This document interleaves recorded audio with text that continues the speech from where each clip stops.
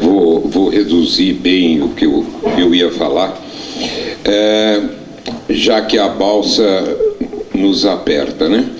Eu queria primeiro agradecer ao Tércio, à Sônia e a todos que nesse encontro proporcionou a mim a experiência de um outro mundo que eu não estou acostumado a me relacionar, que é o mundo do direito, das pessoas ligadas a esse lado. E, entretanto, a lei é, sem dúvida nenhuma, uma questão importante também para a psicanálise, porque a lei fundamental do Freud é a lei do incesto.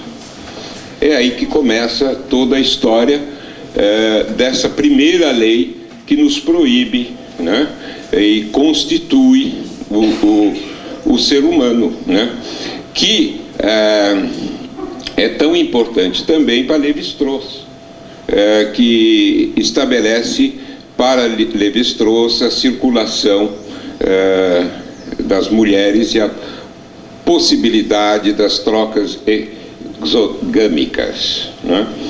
Então, isso é um primeiro ponto.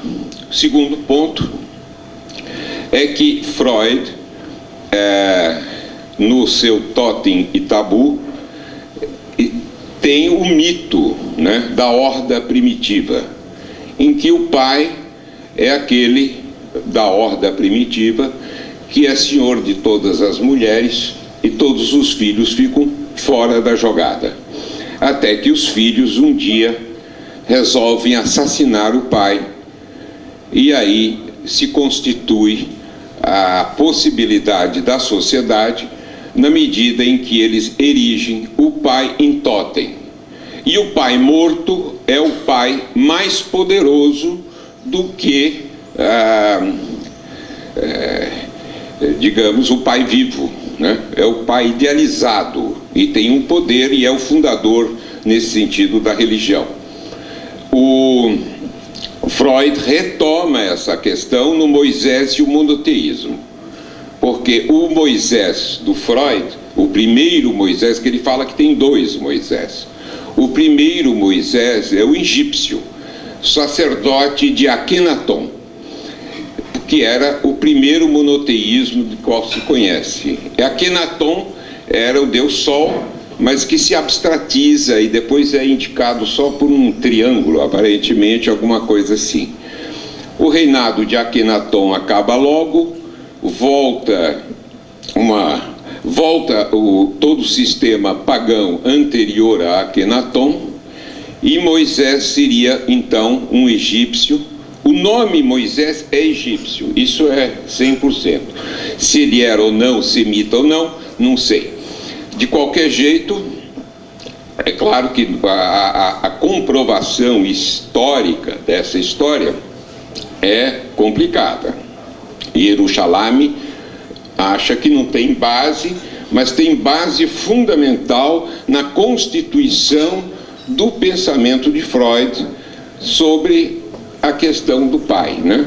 E, inclusive, a força de Moisés é também o fato de Moisés ser assassinado, né? Então ele se torna o líder do povo judeu.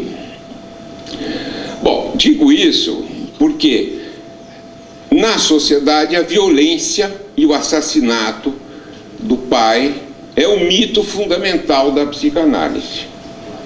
É a base da questão da fundação da sociedade, né? Não dá para escapar desse aspecto. Por outro lado, a violência e o poder, né, tão discutido ao longo dessas palestras que tivemos aqui, elas são fundantes de maneira radical, porque ela tem a sua continuidade na própria inscrição do humano na linguagem. Porque na inscrição do homem na linguagem há uma passagem do ser, do bebê, que é um ser orgânico, e como ele se introduz dentro do mundo da cultura. Essa inscrição na cultura, esse sair fora, como diz uma autora, Geneviève Morel, sair dessa escuridão estúpida da natureza para dentro do mundo do sentido, né? Eu escrevi um trabalho sobre a questão do narcisismo, um trabalho meio complexo, que é muito difícil de pensar essa questão da introdução na linguagem.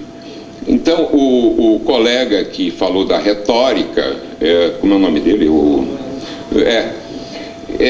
Colocou a questão da retórica, que se assemelha muito, até certo ponto, do que ele falou, com Lacan. Só que Lacan vai dizer que o inconsciente, ao mesmo tempo, é estruturado como uma linguagem, e nesse sentido tem a ver com a questão da retórica, como ele formulou, só que tem uma dimensão, que é o real. O real não coincide com a realidade. A realidade faz parte daquilo que o Lacan denomina o imaginário. É o real imaginário. Nós temos o real, o imaginário e o simbólico. São os três níveis sem os quais fica difícil pensar a subjetividade humana, né? Então, a questão da linguagem, ela não se esgota nela mesma na medida em que existe o real. Mas também é impossível sequer ter ideia do real se você não estiver dentro do campo do simbólico e do imaginário. Quer dizer, uma coisa depende do outro, e ele cria o que ele chama o nó boromaniano, que junta os três círculos, né, que são, não dá para pensar nada desconectado um do outro, né? Isso muda muito a maneira de pensar, porque quando eu lia vários artigos, há uma questão da realidade ser um pouco o real, né? E isso realmente, do nosso ponto de vista, do ponto de vista psicanalítico, especialmente lacaniano, e também é freudiano, porque Freud faz análises fantásticas ao nível da linguística. Pegar a psicopatologia da vida cotidiana é absolutamente fantástico. Além do mais, a psicanálise também permite pensar o mundo em que vivemos. Porque, se pegar a obra do Freud, talvez 50% é dedicado a pensar o mundo em que vivemos. O mal-estar na cultura, Moisés e monoteísmo, psicopatologia da vida cotidiana, o mal-estar na cultura, etc., né? Ele se dedicou a tudo isso. E eu achei muito interessante, porque vários pontos levantados aqui, por este ângulo, poderia ser criticado, né? Entretanto, porque aliás, a minha intenção original não era falar nada disso. Eu tinha que na Sociedade Brasileira de Psicanálise de São Paulo houve uma série de filmes sobre corrupção. E cada filme havia projeção e 1h30 mais ou menos, uma pessoa de fora, uma pessoa da sociedade ou um psicanalista, e se discutia o filme após a sua projeção, todos sobre corrupção. Filmes excelentes e que dão pano para muita manga aí de reflexão sobre o tema. Só para mencionar, era Sindicato dos Ladrões, Waterfront, que foi o primeiro a ser discutido, o filme sobre Lincoln, que é muito também interessante, O Terceiro Homem. O do Lincoln é a questão que ele corrompe o Congresso. Então, eticamente, ele seria condenável. Não só isso, ele atrasa o fim da guerra de secessão, provocando milhares de mortes para garantir a aprovação no Congresso americano a lei que elimina a escravidão. Né? E quem veio discutir essa questão foi o professor Janotti. E ele elaborou muito zona cinzenta, que ele chama, entre quando você põe a ética junto com a política, né? Quais são os limites de um e de outro. O terceiro homem é a corrupção ligada a medicamentos em Viena, logo no pós-guerra, né? É uma coisa horrorosa que eles simplesmente pegam penicilina. Naquela época tinha acabado de sair a penicilina. É curioso, a penicilina durante a guerra praticamente só existia para o exército americano. Foi naquela época que se desenvolveu a penicilina. Eu sei porque minha mãe, no Ceará, ela tinha uma infecção aqui no, como se chama,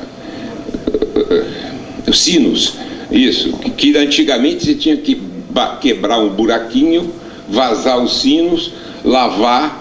Era uma coisa absolutamente de um sofrimento terrível. Mas como tinha uma base militar americana no Ceará, e eles frequentavam o clube inglês em Ceará, o médico da guarnição arrumou penicilina para minha mãe, 5.000 unidades de penicilina, que hoje vem em qualquer cápsula, né? Sem corrupção. Então, veja só, né? É corrupto? Eu não sei se é corrupto, mas com jeitinho o médico forneceu para ela também. Aliás, ela ficou muito apaixonada por esse homem. Mas, enfim, o terceiro homem é sobre isso. É um filme fantástico.